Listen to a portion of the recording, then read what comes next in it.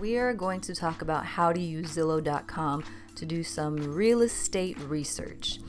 So let's say that you're looking for a either single family home or multifamily home to invest in a certain area. So I'm going to use the Chicago market, for example, because I know Chicago like the back of my hand and it's my hometown. Okay.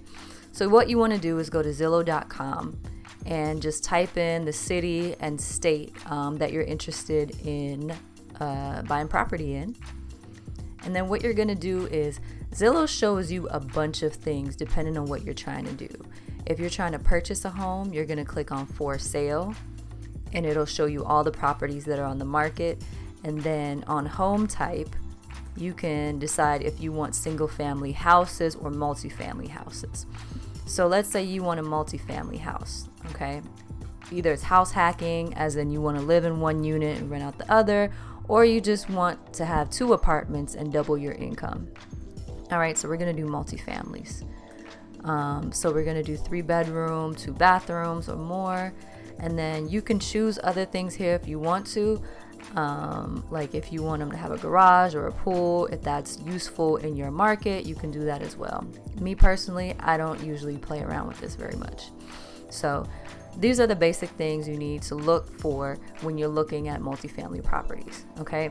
Then if you know the city that you're looking in very well, you want to look at certain parts of the city. And also if you have a price range, let's put that in. Let's say my price range is no more than $300,000 for a multifamily house. I'm usually going to find those more so on the south side of Chicago as opposed to the north side because property is just less expensive on the south side. But you're also trying to see how many properties are for sale. Like just in this area of the south side, and this is not the whole south side, there's 158 multifamily buildings. Okay, so obviously if you want something that needs some work or move-in ready, you're gonna have to click through these listings to find what you're looking for. But Zillow is a really great research tool. Now another thing you want to think about is, okay, if I get one of these multifamily properties, how much are they going to rent for so that I make at least my mortgage payment? Okay, so first thing you need to find out is, let's say this is your budget, $150 to $300K, and let's say you find this property for $235. Okay, it's a decent property. It looks nice. It's a multifamily. It says one unit is a 2-bedroom, 1 bath, and unit 2 is a 3-bedroom, 1 bath. All right.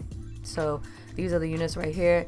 It looks pretty renovated. It looks like it's in decent condition to where you could rent it out, right? So you got the zip code here, 60609, right? So what you're going to do is you're going to flip this to for rent. Okay. Don't put let me see if it'll let me put it to 0. Let's just put a maximum in here. Just something ridiculous so it'll take everything. And what you want to do is you want to click on apartment because you're going to be renting out apartments.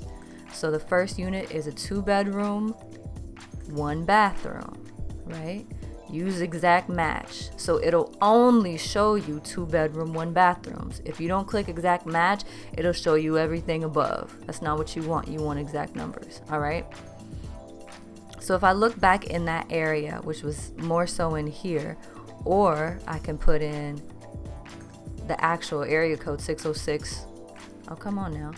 60609. Okay, it won't let me do that. I think my keyboard's acting up. I can just zoom in. This was the area right here. I can look and see there's roughly 103 apartments for rent.